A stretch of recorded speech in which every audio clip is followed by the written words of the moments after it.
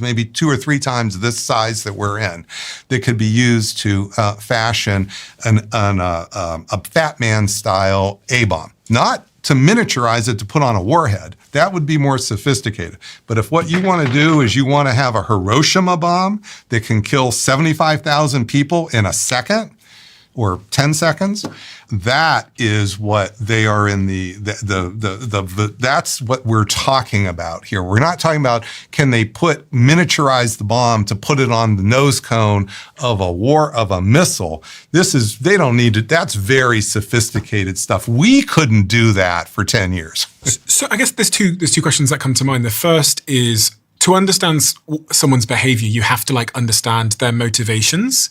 And I think a lot about where Trump is in his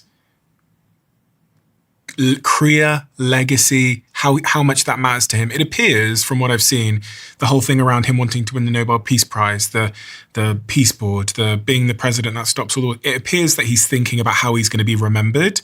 And when I'm looking at some of his interviews recently, he's saying things like, I don't want it to be the case that in 10 years' time or in 5 years' time, the US have to go back in again because I didn't do a good job. And it made me start to believe that actually one of the reasons why we might escalate this war further from a United States perspective is because legacy changes in hindsight. And if we think about George W. Bush, I think you're putting your finger on it, Stephen. George W. Bush's legacy now is completely tarnished because of this war and actually how it ended. Yep. But it's a mistake in hindsight. But also now mirror image that to the Iranians. Why aren't they thinking about their legacy? Think about that for a moment. Sure. Why would the supreme leader, 86 years old, decide he's not going to take too many more precautions? How many more months does he had cancer apparently? How many more months does he got? How does he want to go out? How does he really want to go out? What's he want to be remembered for? A coward? Or does he want to be remembered as somebody who stood up for Iran, the revolution, the whole thing he built his whole life for?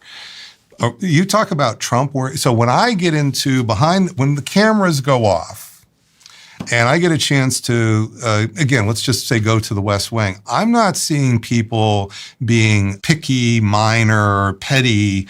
I see them worried about their legacy. The national security advisors, their assistants, they're worrying about their legacy. Do they want to go down in the history of American history as X, Y, or Z?